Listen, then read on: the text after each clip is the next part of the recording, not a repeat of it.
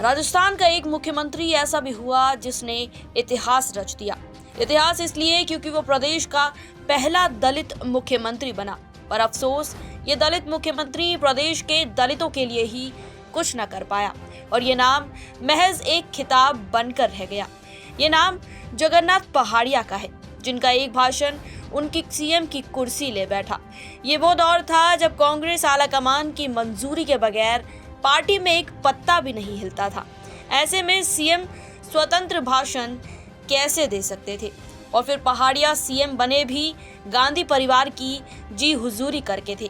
चलिए जानते हैं जगन्नाथ पहाड़िया से जुड़ा ये सियासी किस्सा। मैं हूं आपके साथ श्वेता चौहान और आप देख रहे हैं पॉलिटिकल पंचायत। जगन्नाथ पहाड़िया की राजनीति में एंट्री उनके गुरु और कांग्रेस सोशलिस्ट धड़े के बड़े नेता मास्टर आदित्येंद्र ने कराई थी।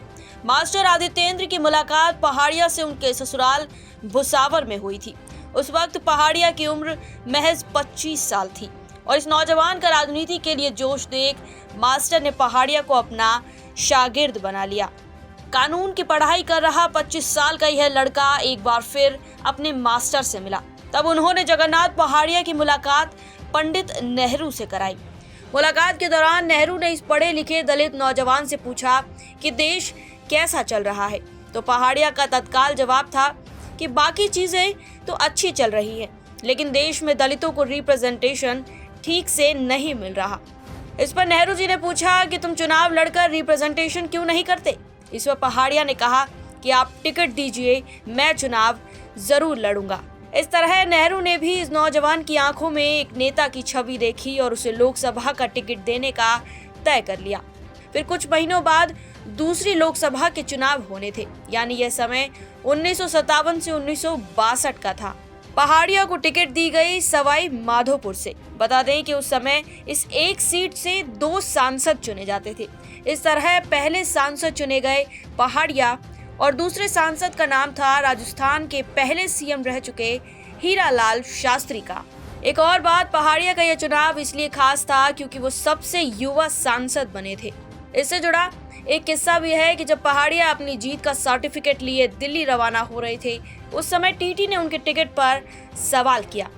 इस पर पहाड़िया का कहना था कि मैं सांसद हूँ, तो टीटी ने भी उल्टा जवाब देते हुए कहा कि तुम सांसद हो तो मैं पंडित नेहरू हूँ। बस फिर क्या, साथ में बैठे लोग हंसने लगे। फिर पहाड़िया के बगल में रखा बक्सा खोला गया और उसमें सांसद होने के सबूत पाते ही टीटी के चेहरे का रंग ही उड़ गया था। इसके बाद जब तीसरी लोकसभा के चुनाव आए तो 2 सांसद वाला फॉर्मूला हटा दिया गया, पर इस बार पहाड़िया स्वतंत्र पार्टी के केसर सिंह से हार गए और सांसद नहीं बन पाए।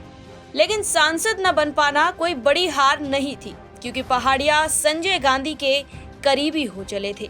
गांधी परिवार से उनका रिश्ता इसी वजह से खास था और इसी वजह से 1980 के विधानसभा चुनावों के बाद पहाड़िया राजस्थान कांग्रेस के कई दिग्गज नेताओं को पीछे छोड़कर मुख्यमंत्री भी बने। वैसे संजय गांधी के खास होने के अलावा और भी कई वजहें थी जिनकी वजह से पहाड़िया को मुख्यमंत्री चुना गया था। पहला तो ये कि 1977 में हरिदेव जोशी के नेतृत्व में कांग्रेस चुनाव हार चुकी थी और दूसरा ये कि सुखाड़िया पर इंदिरा गांधी को अब भरोसा नहीं रहा था। ऐसे में संजय गांधी की पहली पसंद जगन्नाथ पहाड़िया थे। इस तरह दिल्ली के राजस्थान हाउस में हुई जिस कांग्रेस विधायक दल की बैठक में उन्हें नेता चुना गया, उसमें खुद संजय गांधी भी मौजूद थे। उस समय पहाड़िया बयाना से सांसद थे जब उन्होंने सीएम का पद संभाला था, पर अफसोस कि उनकी सरकार महज 13 महीने ही चल पाई और उनकी सीएम की कुर्सी से विदाई हो गई। इसके पीछे भी एक किस्सा है।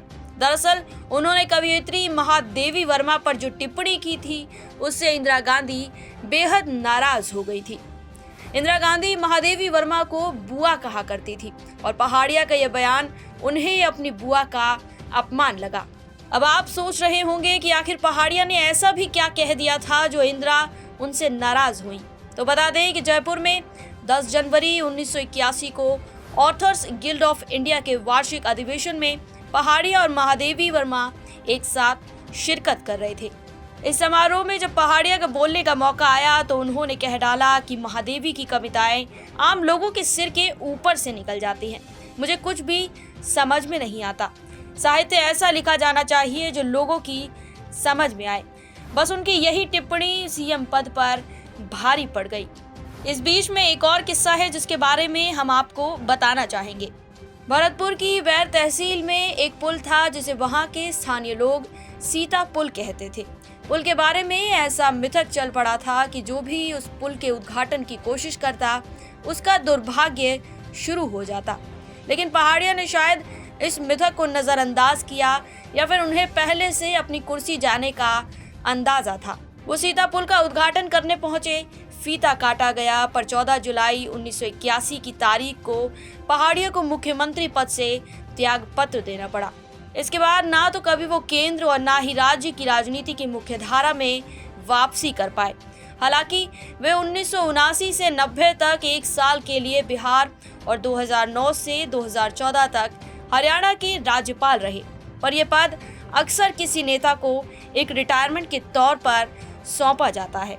लेकिन कहा यह भी जाता है कि पहाड़िया के सीएम के पद से इस्तीफे की कहानी पहले ही लिखी जा चुकी थी।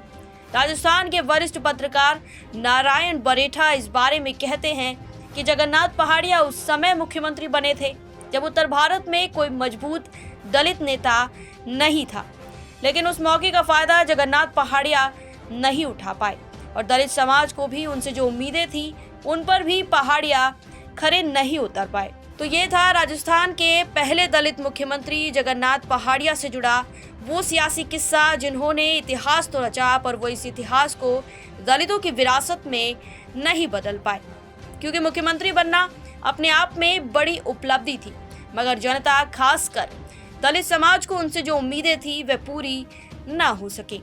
कुल मिलाकर समझ में यही आता है कि राजनीति में कई बार पद मिल जाना ही सफलता की निशानी नहीं, असली सफलता उस पद को जनहित और नेतृत्व की पहचान में बदलना होती है। पहाड़िया के साथ शायद यही कमी रह गई थी। वैसे आप क्या सोचते हैं? जगन्नाथ पहाड़िया को दलितों के लिए कुछ करने का सही समय नहीं मिला या फिर वे खुद उस बड़े मौके का फायदा नहीं उठा पाए? हमें अपनी राय कमेंट सेक्शन में जरूर बताएं। मैं हूं आपके साथ श्वेता चौहान और आप देख रहे थे पॉलिटिकल पंचायत।